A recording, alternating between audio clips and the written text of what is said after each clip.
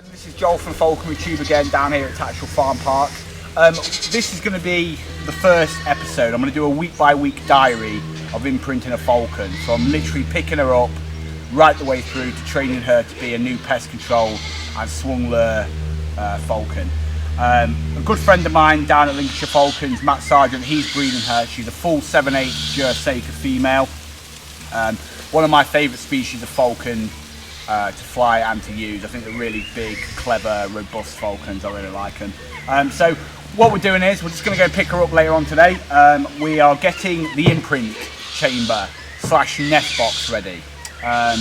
So all this is where she's going to be living for the next few days, well, a few weeks till she grows. It's basically just a nice cylindrical tub that she can see out of, with some astroturf in the bottom and obviously a food bowl as well.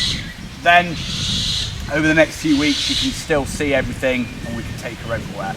Now when you're imprinting a falcon, there's a lot of benefits to it but can also go horribly wrong, and you'll see hopefully over the next few weeks as she progresses the different methods and that we use to actually imprint properly.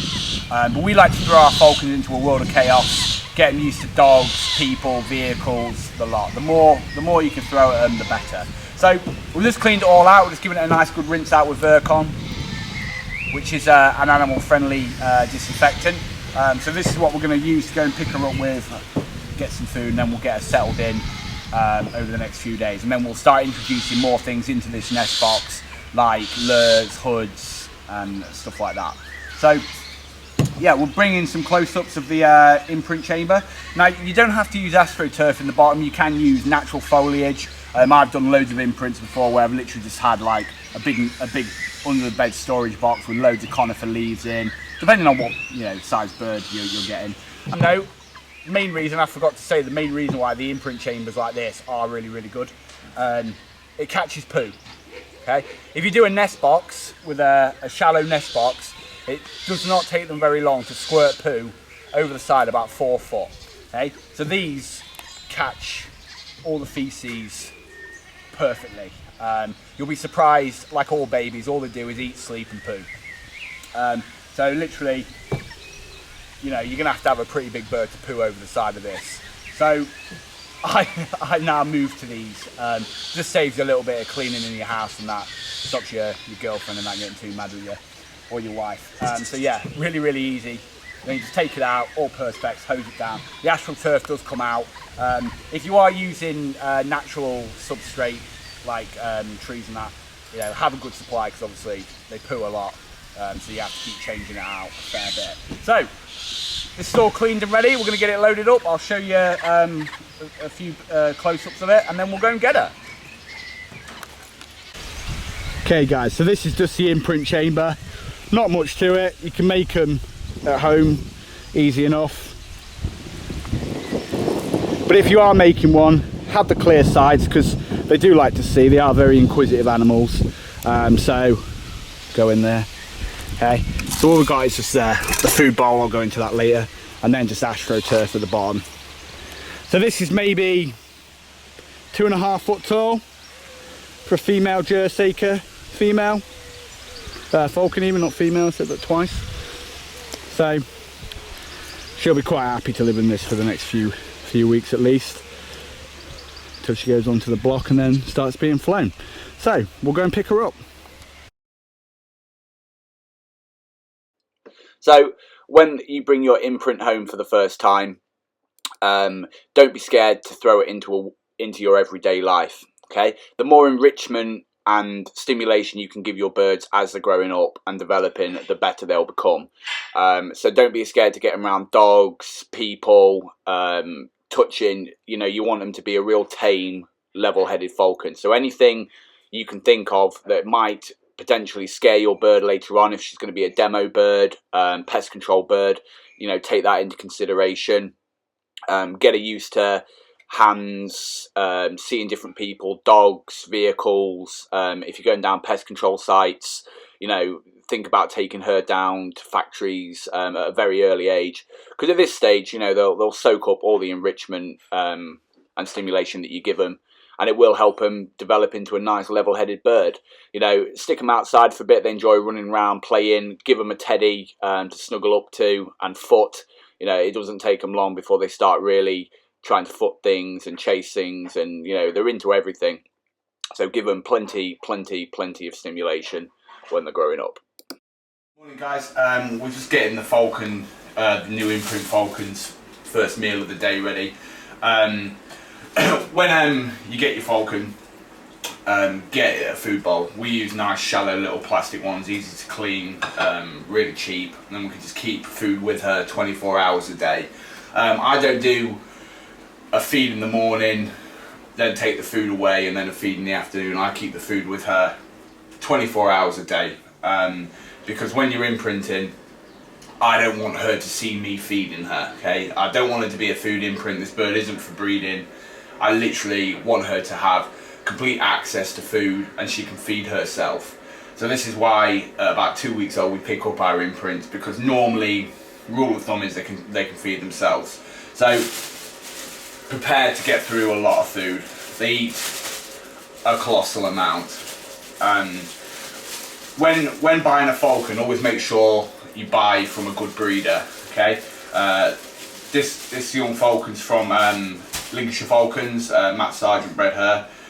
Make sure that they've been brought up on a really good quality diet, because it will make all the difference. Like rat, quail, hare, anything like that, really. Okay? So all we're going to do here is put her first load of food down. Okay? It's early in the morning at the minute, so you'll have to excuse everything. Now all this is just a load of minced up hare and quail. Okay? Now we've prepared this ourselves. We haven't got a grinder or anything, so it's a pain in the neck. It takes forever. You'll be doing this constantly, like literally constantly. Make sure it's cut up nice and small so she can actually eat it herself.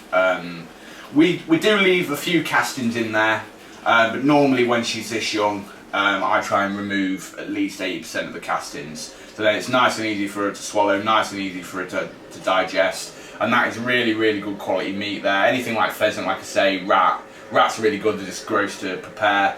Any dark meat, you can get hold of any good quality pigeon, stuff like that is really good as well. So just a little pile like that on an easy accessible plate for her, and then she can wolf through that the entire day. Now when I put this in, we're going to be very careful not to let her see me do it. So we have got a couple of these plates, so I'm just going to put the new one in, take the old one away, and then that should last her through, right the way through till, I don't know, this afternoon. Okay, so we'll just go and do that. Okay guys, so all we're going to do when we pick her up is just go in nice and gently, and then just have her step back on my hands, and then we're just going to put her right there. Okay.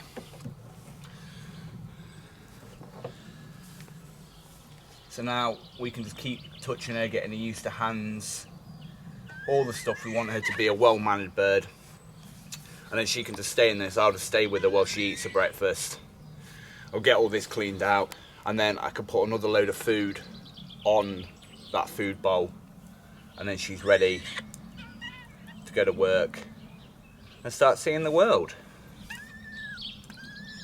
So she's 15 days old now, no, 16 days old now, so she's quite capable of eating by herself as well. See how much of this she eats.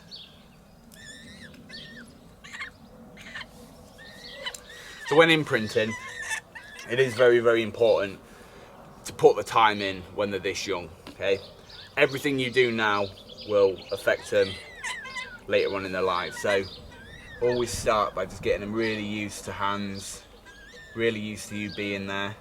Good girl, good girl. And then after this, we're going to clean her up.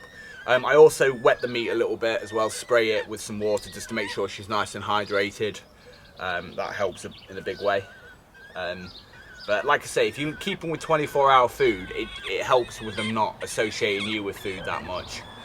So later on, when we come to put lures and stuff in there for her and she starts eating full time off the lure, it's a little bit easier. They don't quite end up as crazy, do they? Right, girl? Good go. Okay, so we're just going to watch her now. We'll just get the rest of the imprint pen cleaned out again, and then hopefully she'll finish off the rest of her breakfast.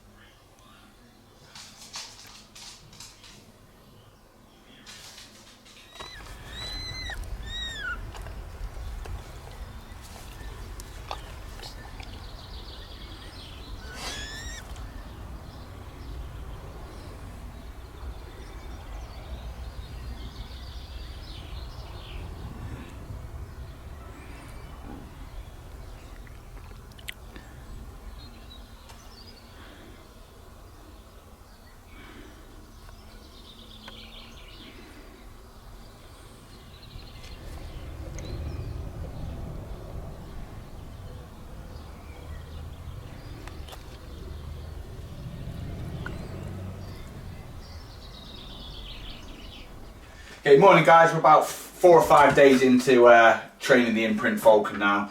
It's about 6 o'clock in the morning. We're just getting all of her equipment washed and bedding washed, and her food prepared for the day. She's starting to grow a little bit now. She's still majority of the time eating and sleeping though. So if you do get an imprint, do be prepared to have a lot of early mornings prepping food. The only good thing about it is, you know, you do get to play with a meat cleaver more times in the day than not, so that's a good thing. So what we're doing is we're just going to get this finished off. Just going to give it a little spray to make sure she's nice and hydrated, because she's still a bit small for a water bowl. And then we're going to get her out and ready.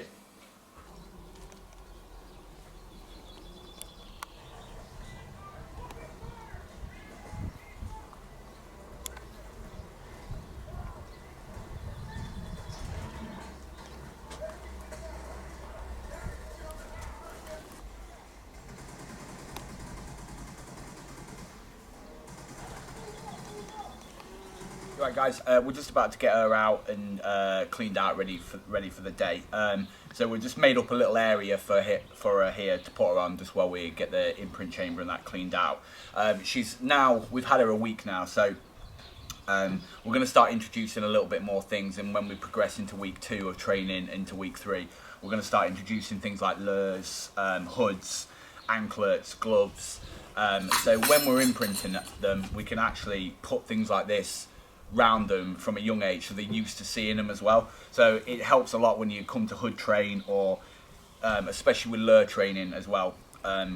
We want her to be very used to this throughout her entire life, because soon, within a week or so, we're going to start feeding her off the lure, and then when we progress through training and later on and start swinging it, she's always seen this as a food source, so it just makes them a little bit more keen to come back to the lure, and then makes them a better swung lure falcon and stuff as well. So we're just going to get her. We've got her a little enrichment bear here as well. Always give them something nice and soft to snuggle up to, because it helps when they're learning how to foot things, and it gives them something nice to snuggle up to as well if they've come from a nest with other chicks and that as well. As you've seen through this week, she does really like sleeping on a teddy. So yeah, we're just going to ramp up training now and start introducing it to a few more things. So we'll just go and get her, put her on here, and get her cleaned out. So we're just going to get her out and put her on her little area. As we always pick them up, cup your hands and let them step back onto you. And we're just going to pick her up and put it down on here. Okay? So over the week when we've had her, she's already starting to get her feathers and quills down. Ooh. And she can definitely poo. She poos a colossal amount. Stay on there, girl. So, well, we're just going to put her on here while we're just cleaning her out and stuff. She's the first time she's seen the lures and getting her settled in there. She teddy up. So hopefully over the next few days she's going to really start stomping, using her feet. So this week we've just been settling her right in, getting her used to hands, people, the dogs. Aldo, come here, do something useful. Come here. Good boy, look, it's your friend. Nothing like yours, right? Okay, that's enough. You can go away now. You've done something useful. Good boy. Okay. So we're gonna just keep her out just while we clean her imprint chamber out, and then yeah, we'll get some more food.